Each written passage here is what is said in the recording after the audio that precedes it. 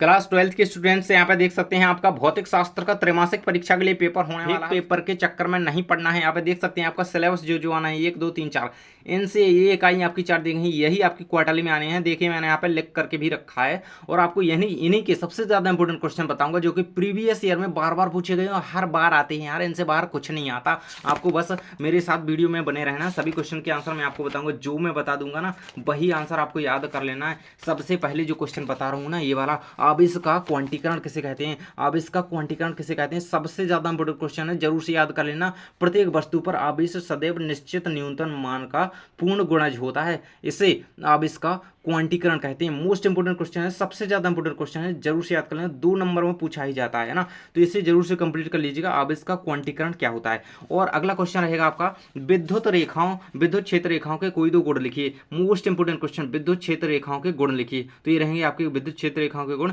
विद्युत क्षेत्र रेखाएं सतत वक्र होती हैं। 2 विद्युत क्षेत्र रेखाएं एक दूसरे को कभी काट नहीं सकती, प्रतिच्छेद नहीं करती। 2 विद्युत क्षेत्र रेखाएं एक दूसरे को, है ना। विद्युत क्षेत्र रेखाएं धनावेश से प्रारंभ होकर ऋणावेश पर समाप्त हो जाती हैं। ये रहेंगे आपके इसके इंपोर्टेंट क्वेश्चन, यहाँ पे इन्हें जरूर से कंप्लीट कर लीजिएगा। आगे हम देखते हैं। देखिए मैं आपको सभी इंपोर्टेंट क्वेश्चन बता रहा हूँ, इनके बाहर आपको नहीं पढ़ना। फेक पेपर के चक्कर में पढ़ेंगे यार तो कुछ भी नहीं आएगा उसमें से, है ना। तो यहाँ पे देखें, ये कूलम को परिभाषित कीजिए, कूलम आवेश को परिभाषित कीजिए, सबसे ज्यादा इंपोर्टेंट क्वेश्चन।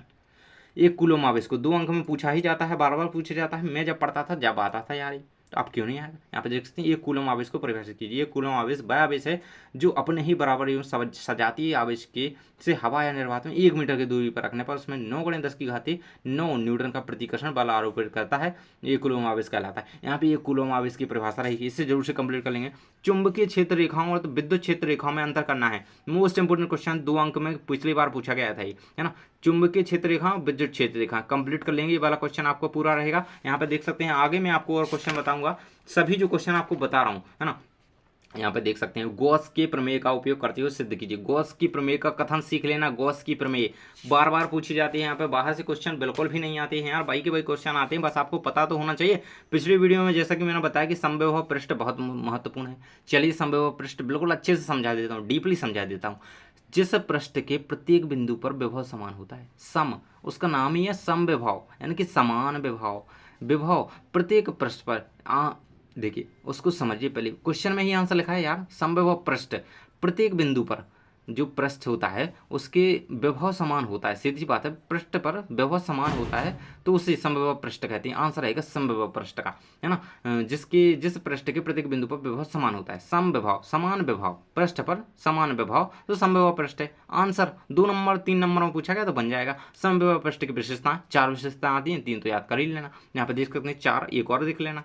2 समविभव पृष्ठ एक दूसरे को नहीं काटते, पृष्ठ के प्रत्येक बिंदु पर विभव एक समान होता है। आंसर याद रखेंगे, समविभव पृष्ठ की विशेषता रहेंगी आपकी। अगला क्वेश्चन है आपका, यहाँ पे देख सकते हैं, पृथ्वी के विभव को शून्य क्यों माना जाता है। मोस्ट इंपोर्टेंट क्वेश्चन दिया गया है आपका यहाँ पे। पृथ्वी के विभव को शून्य क्यों माना जाता है। क्यों माना जाता है, क्योंकि पृथ्वी की वस्तु को, पृथ्वी को कुछ आवेश देने या उससे कुछ आवेश लेने, है ना, तो उसमें उसके विभव में कोई अंतर ही नहीं होता यार।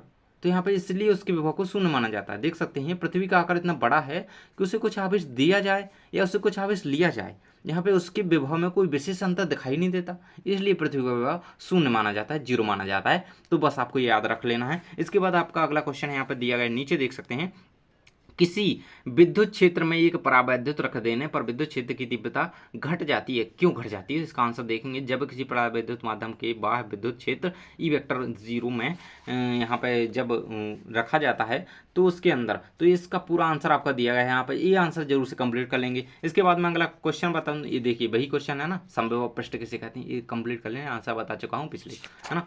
तो देख सकते हैं अगला क्वेश्चन रहेगा आपका, ये मोस्ट इंपोर्टेंट 5 अंकीय रूप में पूछा जा सकता है, इसे कंप्लीट कर लेंगे। समांतर क्रम या श्रेणी क्रम में जुड़े संधारित्रों की तुल्य धारिता के लिए व्यंजक ज्ञात कीजिए। 5 अंक में क्वेश्चन पूछा जाएगा, 5 अंक में कंप्लीट कर लेंगे। पूरा क्वेश्चन का आंसर दिया गया है, यहाँ पे देख सकते हैं। आपको इस प्रकार से ये समांतर श्रेणी क्रम, समांतर क्रम का ये इस प्रकार से डायग्राम बनाना है। अब श्रेणी क्रम का क्या डायग्राम रहेगा, श्रेणी क्रम संयोजन जब किया जाता है विद्युत का, तो इस प्रकार से उसका डायग्राम होगा और यहाँ पे पूरी थ्योरी इसकी दी गई है, पूरा कंप्लीट कर लेंगे इसे। तो ये रहेगा आपका इसका पूरा आंसर, यही कंप्लीट करेंगे। यहाँ पे देख सकते हैं अगला आपका यहाँ से चैप्टर स्टार्ट होता है, तो इसके जो आंसर रहेंगे, क्वेश्चन रहेंगे मोस्ट, वो बता देता हूँ। सबसे पहले ओम का नियम बिल्कुल मिस मत कर देना, 2 अंक आपके पक्के हैं, 2 अंक पक्के हैं। अगर 5 में पूछा गया सिद्ध करने के लिए बड़ा क्वेश्चन आ गया तो लॉन्ग भी कंप्लीट है। यहाँ पे ओम का नियम लिखिए, ओम का नियम, यदि किसी चालक की भौतिक अवस्था जैसे कि लंबाई हो गया, ताप हो गया, दाब हो गया में परिवर्तन ना हो तो उसमें प्रवाहित होने वाली धारा उसके सिरों पर लगाए गए विभवांतरण के अनुक्रमानुपाती होती है। जैसे भी अनुक्रमानुपाती यानी कि धारा है ना, विभवांतर। ये रहा आपका इसका सूत्र, ओम का नियम ये रहा। ओम का नियम की परिभाषा दूसरी ये रही, इसे भी याद कर सकते हैं, जरूर से याद कर लेना। ओम का नियम बिल्कुल भी मत छोड़ना। देख सकते हैं अगला क्वेश्चन मैं आपको बता देता हूँ, देखिए यहीं दिया गया शायद, हाँ ये इसके बाद अगला क्वेश्चन यहाँ पे दिया, अगले पेज में दिया प्रमाणिक प्रतिरोध है ना, पिछला ही दिया गया था शायद। ये व्हीट स्टोन सेतु कब संतुलित होता है, जे वाला क्वेश्चन में 6 नंबर का क्वेश्चन यहाँ पे दिखा रहा था आपको, ये इस पर फोकस कीजिए आप। 6 नंबर का क्वेश्चन है आपका, यदि एन सेल जिसका विभवांतर बल ई तथा आंतरिक प्रतिरोध आर है, ये रहेगा इसका आंसर। ये कंप्लीट कर लेना जल्दी से, ये बहुत ही ज़्यादा इंपॉर्टेंट क्वेश्चन है, इसको छोड़ना मत। कंप्लीट कर लेंगे सभी क्वेश्चन तो एक भी बाहर नहीं जाएगा। अगला क्वेश्चन है आपका 4 अंक में पूछा जा सकता है, मैं आपको बता सकता हूँ कि 4 अंक के लिए बहुत ही इंपॉर्टेंट क्वेश्चन है। किरचॉफ के नियम लिखिए तथा उनकी व्याख्या कीजिए। किरचॉफ के सभी नियम सीख लेना और उनकी व्याख्या करना, बस 4 अंक कंप्लीट हैं आपके। क्वेश्चन आता है इसलिए बता रहा हूँ, ये सभी क्वेश्चन कंप्लीट कर लेना है। ये रहेगा इसका डायग्राम, यहाँ पे देखिए चित्र में बताया गया है, पूरे नियम लिखे हुए हैं किरचॉफ के, यहाँ पे आपका आंसर रहेगा। अगला क्वेश्चन आपका व्हीट स्टोन सेतु का विद्युत आरेख खींचिए, बहुत ही ज़्यादा इंपॉर्टेंट क्वेश्चन है, 5 अंक की दृष्टि से बता रहा हूँ, 5 अंक के लिए व्हीट स्टोन सेतु का सिद्धांत। तो इसका आपको नियम व्हीट स्टोन सेतु का सिद्धांत सीख लेना है। इसको निगमित करना, P/Q बराबर R/S, इसको निगमित करना, आवश्यक प्रतिबंध जो होता है इसका ये, तो इसे निगमित करना यहाँ पे आपको पूरा बताया गया है, आप आंसर देख सकते हैं। इसको पूरा कंप्लीट कर लेंगे, इसे नहीं छोड़ना है। अगला क्वेश्चन रहेगा आपका, ये मोस्ट इंपोर्टेंट क्वेश्चन है, 3 अंक में पूछा जाएगा। यहाँ पर देख सकते हैं 10 वोल्ट विभवांतर बल एवं 3 ओम प्रतिरोध, आंतरिक प्रतिरोध वाली बैटरी को किसी प्रतिरोधक से संयोजित करने पर परिपथ में 0.5 एम्पियर धारा प्रवाहित होती है। प्रतिरोधक का मान एवं बैटरी की टर्मिनल वोल्टता ज्ञात कीजिए। ये रहेगा आपका पूरा सॉल्यूशन, इसका जरूर से कंप्लीट कर लेंगे। इसका आंसर यहाँ पे दिया गया है, पूरा क्वेश्चन कंप्लीट कर लेना है। इसके बाद जो आपके क्वेश्चन बन रहे हैं यहाँ पे देख सकते हैं आप, यहाँ पे नीचे आपको आंसर दिया गया है अपवाह, ये वाला तो नहीं है, ये आपको हाँ अपवाह है, अनुगमन वेग, अपवाह में यहाँ से कंफ्यूज होगा, अनुगमन वेग है ना, बहुत ही मोस्ट इंपोर्टेंट क्वेश्चन है। अनुगमन वेग और धारा घनत्व में संबंध स्थापित कीजिए, मोस्ट इंपोर्टेंट क्वेश्चन है, बहुत ही इंपोर्टेंट, 3 अंक के रूप में बनेगा ये क्वेश्चन, यहाँ पे कंप्लीट कर लेंगे। इसके बाद अगला क्वेश्चन रहेगा आपका प्रतिरोध और प्रतिरोधकता में अंतर, प्रतिरोध और प्रतिरोधकता में अंतर, ये जरूर से कंप्लीट कर लेंगे। 3 अंतर कंप्लीट कर ही लेंगे, अगर 2 अंक में भी आया तो 3 तो कंप्लीट होना ही चाहिए है ना, तो 3 अंक में भी क्वेश्चन पूछा जा सकता है, 2 अंक में भी आ सकता है, तो आप इसे कंप्लीट कर लेंगे। इसके बाद आपका है सेल का आंतरिक प्रतिरोध किसे कहते हैं, या किन किन कारकों पर निर्भर करता है ना, तो सेल का आंतरिक प्रतिरोध ये रहा छोटा सा अंतर। इसके बाद अगला क्वेश्चन है आपका सेल के विद्युत वाहक बल व विभवांतर में अंतर स्पष्ट कीजिए, ये रहेंगे दोनों में अंतर। इस प्रकार से आप इसे कंप्लीट कर लेंगे, ये पूरा आंसर रहेगा, 4 अंक में पूछा जा सकता है, कंप्लीट कर लेंगे अच्छी तरीके से। एक भी क्वेश्चन नहीं छोड़ना है यार, क्योंकि आप पूरा नहीं पढ़ सकते, कम से कम इतना तो पढ़ सकते हो, ये तो मैं बता ही चुका हूँ आपको। यहाँ से रहेगा आपका अगला चैप्टर गतिमान आवेश एवं चुंबकत्व, यही आपका चैप्टर आना है। इसका क्या रहेगा, पहला क्वेश्चन है इसका एम्पियर का परिपथीय नियम लिखिए, एम्पियर का परिपथीय नियम, मोस्ट इंपोर्टेंट क्वेश्चन है एम्पियर का परिपथीय नियम। यहाँ पे देख सकते हैं एम्पियर का परिपथीय नियम दिया गया है आपको पूरा, तो इसे जरूर से याद कर लेना है, इसको बिल्कुल भी मिस मत करना। इसके बाद आपको दिया गया अमीटर और वोल्ट मीटर में कोई दो अंतर लिखिए, तो अंतर तो आपके अगले ही उसमें है। और ये वाला क्वेश्चन भी आपका बहुत ही इंपॉर्टेंट है, चुंबकीय क्षेत्र रेखाओं के कोई 2 गुण लिखिए। ये बंद वक्र होती हैं, मैं आपको पहले भी बता चुका हूँ, ये कभी काटती नहीं एक दूसरे को, बंद वक्र होती हैं ना, तो धनात्मक से ऋणात्मक की ओर जाके के समाप्त हो जाती हैं, यही है इसका, तो ये रहेगा आपका। इसके बाद है आपका अमीटर और वोल्ट मीटर में अंतर रहेगा, इसका स्क्रीनशॉट ले लीजिए, अब कंप्लीट कर ही लेंगे, इसको बिल्कुल नहीं छोड़ना है यार, क्योंकि सबसे ज़्यादा इंपॉर्टेंट क्वेश्चन बता रहा हूँ। चुंबकीय बल और विद्युत बल में अंतर कर लेंगे। संट क्या है, मोस्ट इंपोर्टेंट, 4 अंक का कंप्लीट रहेगा आपका, 4 अंक में पूछा जाएगा संट क्या है, ये रहेगा आपका पूरा आंसर के साथ यहाँ पर बताएगा संट क्या है, इसके लाभ लिखिए। तो इस प्रकार से आप इसे कंप्लीट कर सकते हैं, पूरा आंसर आपको दिया गया है ना। बायो सेवर्ट का नियम सबसे ज़्यादा इंपॉर्टेंट क्वेश्चन है, 5 अंक में आएगा इस चैप्टर से, है ना। देख सकते हैं, माना एक चालक ए बी, जिसमें पूरा आपको यहाँ पर सॉल्यूशन दिया गया है, सीधा है, यहाँ पे देख सकते हैं, डायग्राम के साथ समझेंगे और बनाएंगे। डायग्राम पहले ही बना दें चित्र में यार, डायग्राम जरूर सीखना चाहिए, आधे नंबर टीचर पहले दे जाता है बच्चे के डायग्राम देख के।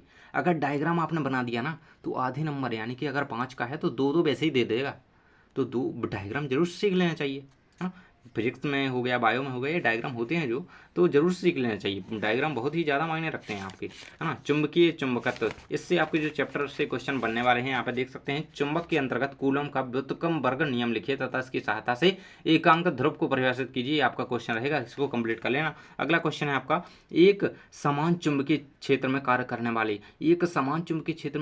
वाले बलयुग्म के आघूर्ण तथा का व्यंजक ज्ञात कीजिए, आपको इसका व्यंजक निगमित करना है। ये रहेगा आपका आंसर, देख सकते हैं स्क्रीन पर, पूरा स्क्रीनशॉट इसका ले सकते हैं। यहाँ पे इसका आंसर इतना दिया गया है, क्वेश्चन भी है और साथ में यहाँ पे कुछ आंसर दिया गया है इसी का, तो ये कंप्लीट कर लेंगे। इसके बाद आपका क्या रहेगा अगला क्वेश्चन, यानी कि आपकी जो विद्युत चुंबकीय प्रेरण ये जब वाला चैप्टर है, इससे जो पूछा जाएगा मैं आपको बता देता हूँ। विद्युत चुंबकीय प्रेरण किसे कहते हैं, 2 अंक में क्वेश्चन बनेगा। विद्युत चुंबकीय प्रेरण क्या है, आंसर रहेगा इसका यहाँ पे देख सकते हैं, जब एक चुंबक व कुंडली के बीच अपेक्षिक गति होती है तो कुंडली की एक विद्युत वाहक बल, कुंडली में एक विद्युत वाहक बल उत्पन्न होता है उसी, तो इस घटना को चुंबकीय यानी कि विद्युत चुंबकीय प्रेरण कहते हैं। ये रहेगा आपका आंसर, बहुत इंपॉर्टेंट क्वेश्चन, 2 अंक में पूछा जाएगा, कंप्लीट कर लेंगे। एक भी क्वेश्चन मिस नहीं करना है, यानी कि बहुत कम बता रहा हूँ यार आप लोगों के लिए कि इंपॉर्टेंट है ना। लेंज का नियम क्या है, आएगा लेंज का नियम, 2 अंक में छोटा सा पूछा जा सकता है कि लेंज का नियम क्या है, वो तो लेंज का और ऊर्जा संरक्षण का अगर कंबाइन करके पूछ लिया तो लॉन्ग क्वेश्चन बन सकता है। तो लेंज का नियम तो आपको छोटा सा कर ही लेना है, 2 अंक में आएगा।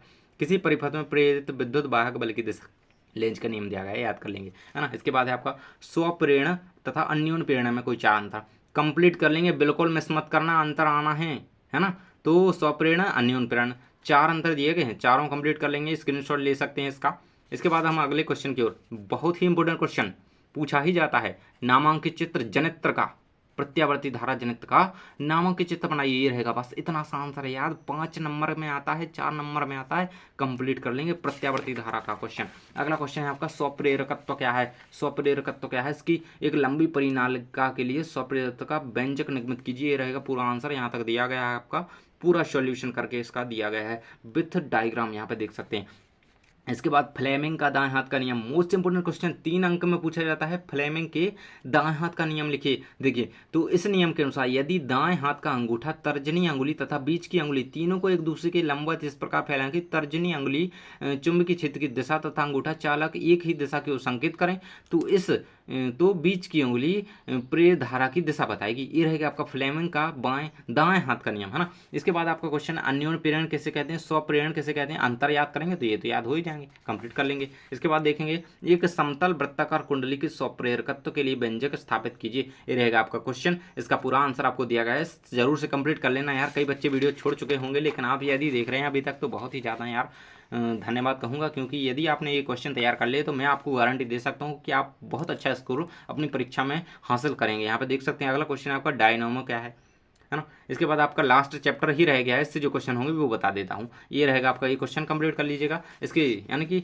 प्रत्यावर्ती धारा आपका जो चैप्टर है, इससे प्रत्यावर्ती धारा और दिष्ट धारा में अंतर आएगा, कंप्लीट 3 नंबर का आएगा, इसे कंप्लीट कर लीजिएगा। इसके बाद है, प्रत्यावर्ती धारा से विद्युत अपघटन क्यों नहीं होता है, कारण पूछा जाता है, क्यों नहीं होता है, ऐसा क्यों नहीं होता। फिजिक्स से यार, ये साइंस किस लिए बनी, क्यों क्या, है ना, तो ये जरूर से याद कर लेना है, प्रत्यावर्ती धारा से विद्युत अपघटन क्यों नहीं होता है, जरूर से कंप्लीट कर लेंगे इसको। इसके बाद देख सकते हैं आपके छोटे छोटे कुछ आंसर दिए गए हैं, कुछ लॉन्ग दिए गए हैं। गुरुत्व गुणांक क्यू क्या है, इसका कंप्लीट कर लेंगे। पिछले वीडियोस में आपको साथ में कुछ और ज़्यादा इंपॉर्टेंट क्वेश्चन बताए थे, वो भी जा करके देख लीजिए। इसी परिपथ के लिए संधारित्र के प्रतिकार से क्या तात्पर्य, ऐसे ही क्वेश्चन आते हैं यार, इससे सरल क्या ढूंढोगे। मैंने इतना कम बताया आपको कि यार कि कुछ है ही नहीं, आप इसे कंप्लीट कर लेंगे तो काफ़ी सारे अंक आपके आएंगे। ये सारे क्वेश्चन आपको जरूर से कंप्लीट कर लेना है, यहाँ तक रहेगा इसका आंसर, ये रहेगा। इसके बाद इसी परिपथ में प्रेरक के प्रतिकार से क्या पर ये कंप्लीट कर लेंगे।